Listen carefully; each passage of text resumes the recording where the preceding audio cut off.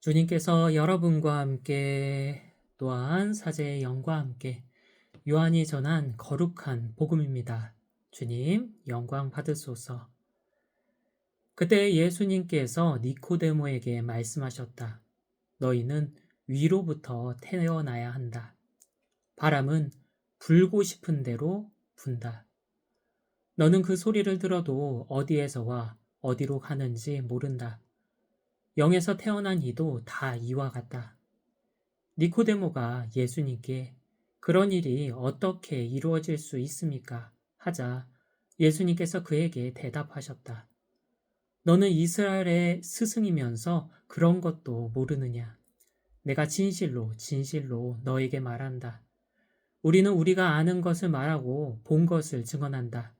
그러나 너희는 우리의 증언을 받아들이지 않는다. 내가 세상 일을 말하여도 너희가 믿지 않는데 하물며 하늘의 일을 말하면 어찌 믿겠느냐. 하늘에서 내려오니 곧 사람의 아들 말고는 하늘로 올라간 이가 없다. 모세가 광야에서 뱀을 들어 올린 것처럼 사람의 아들도 들어 올려져야 한다.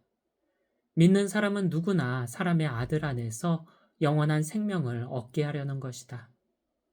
주님의 말씀입니다. 그리스도님 찬미합니다. 삼위 예수님, 파스카 성약 미사 중 파스카 초에 불을 붙여 입당 행렬을 할 때였습니다. 그런데 행렬을 시작하기도 전에 파스카 초의 불이 꺼져 버렸죠. 서둘러 초의 불을 다시 붙였지만 몇 발자국 가기도 전에 또 꺼졌습니다. 제대 앞에 도착하기 전까지 3번이나 불이 꺼져 식은땀을 줄줄 흘려야만 했죠. 아마 원인은 환기를 위해 열어둔 창문에서 불어온 바람 탓이 아니었나 싶었습니다.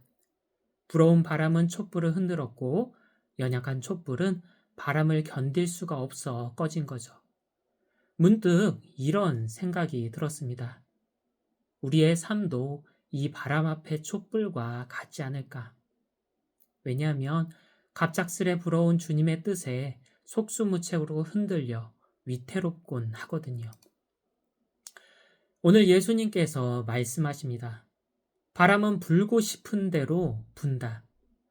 여기서 바람은 성령을 가리키는데요. 바람이 불고 싶은 대로 자유로이 부는 것처럼 성령께서도 그렇게 자유롭게 움직이신다고 알려주시죠. 이 말을 쉽게 풀이하면 성령께선 당신이 인도하고 싶은 대로 인도하신다 정도가 되겠죠. 성령께서 나를 내가 바라는 대로 인도해 주시면 얼마나 좋을까요? 그러나 예수님께서 말씀하십니다. 성령께선 바람과 같아 내가 바라는 바가 아니라 당신이 바라는 대로 인도하신다고. 정확하겐 당신을 보낸 아버지가 바라는 대로 인도하신다는 거죠. 왜 예수님께서 이런 말씀을 하셨을까요? 성령께서 예수님을 인도하실 때 예수님이 바라는 대로가 아니라 아버지께서 바라시는 대로 인도하셨거든요. 성령께서 예수님을 어디로 인도하셨을까요? 바로 십자가 위로 인도하셨죠. 즉, 순환과 죽음으로 인도하십니다. 그러자 예수님께서 성령을 보내신 아버지께 매달리며 말합니다. 아빠, 아버지, 아버지께서는 무엇이든 하실 수 있으니 이 잔을 저에게서 거두어 주십시오. 성자의 나약한 인성이 아버지의 뜻을 받아들이지 못해 그 뜻을 거둬달라고 매달린 거죠. 그렇게 예수님께서 매달리셨을 때 아버지께서 어떻게 하셨을까요? 당신 외아들을 가엾이 여겨 당신 뜻을 거뒀을까요? 아니요. 당신 뜻을 관철하시죠. 왜냐하면 바람은 불고 싶은 대로 부니까 하느님께서도 하고 싶은 대로 하시죠. 외아드님의 간절한 바람과 상관없이 당신이 바라는 십자가 위 죽음으로 인도하십니다. 사실 하느님 아버지께서 이렇게 말씀하셨습니다. 이는 내가 사랑하는 아들, 내 마음에 드는 아들이다. 당신의 외아들이 그토록 사랑하고 마음에 든다 라고 말씀하신 거죠. 여기서 의문이 들죠. 그렇게 사랑한다면 그 간절한 바람을 들어줄 법도 한데 왜 들어주지 않으셨을까요? 오늘 예수님께서는 그 이유에 대해 다음과 같이 설명하십니다. 모세가 광야에서 뱀을 들어 올린 것처럼 사람의 아들도 들어 올려져야 한다. 이집트를 탈출한 이스라엘 백성이 광야에서 죄를 지었고 그 죄로 죽게 되었습니다. 이에 모세가 주님께 자비를 청했고 주님께선 구리뱀을 장대에 매달아 들어 올리게 하죠. 그 뱀을 본 사람들은 살게 되는데요. 여기서 뱀은 이스라엘 백성이 지은 죄를 의미합니다. 주님께서는 이스라엘의 죄를 구리뱀에 매달아 죽였고 그 결과 이스라엘 백성이 살 수 있었던 거죠. 아버지께서는 성령을 통해 당신의 외아들이 십자가에 들어 올려지도록 인도합니다. 이는 모세와 마찬가지였죠. 세상 모든 죄를 아들 몸에 매달아 죽여 외아드님을 비롯한 온 세상 사람을 살리기 위해서였습니다. 물론 인간의 눈에는 십자가에 들려 올려져 죽는 비참한 모습으로 비쳤죠. 그러나 단지 우리가 알아보지 못했을 뿐 그 순간 성자께선 하늘로 들어 올려지고 계셨습니다.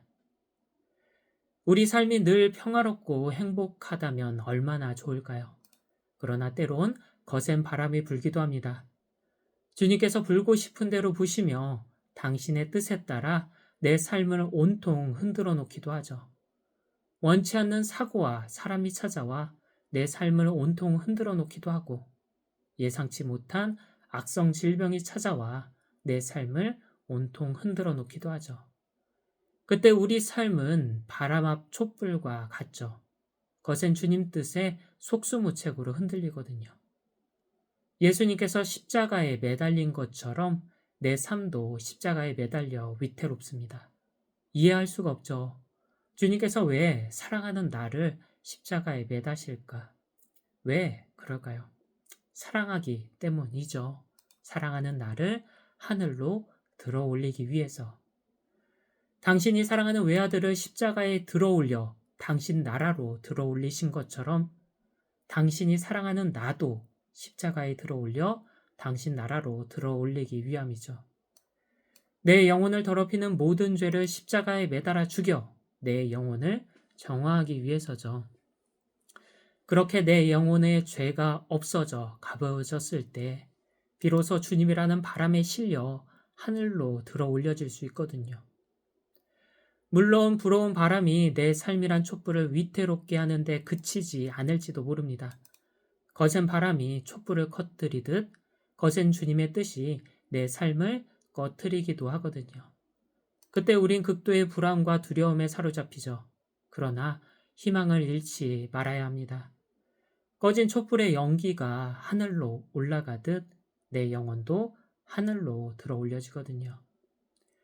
이제 우리는 내가 겪는 고통으로 하늘로 들어 올려짐을 압니다. 그러나 달라질 것은 없죠. 알아도 내 나약한 인성은 그 고통을 받아들이고 감내할 힘이 없거든요. 어떻게 해야 할까요? 예수님처럼 해야 하겠죠. 예수님께서 말씀하십니다. 아버지, 제 영을 아버지 손에 맡깁니다. 기도하는 거죠. 기도하며 내 영혼이 주님의 신성에 피신할 때 우리는 비로소 내 삶에 찾아온 고통을 견뎌낼 수 있습니다. 예수님께서 그러하셨던 것처럼요. 만일 내 삶이 바람 앞의 촛불처럼 위태롭고 고통스럽다면 기억하면 좋겠습니다. 바람이 불고 싶은 대로 불고 있구나. 즉, 하느님께서 하고 싶은 대로 하고 계시구나. 그러나 하느님이 하고 싶은 일은 나를 하늘로 들어 올리는 일임을 기억하면 좋겠습니다. 나는 오늘도 내가 겪는 고통으로 말미암아 조금씩 하늘로 들어 올려지고 있습니다. 오늘 예수님께서 고통 속에 있는 나를 위로하시며 말씀하십니다. 모세가 광야에서 뱀을 들어 올린 것처럼 사람의 아들도 들어 올려져야 한다. 믿는 사람은 누구나 사람의 아들 안에서 영원한 생명을 얻게 하려는 것이다. 아멘.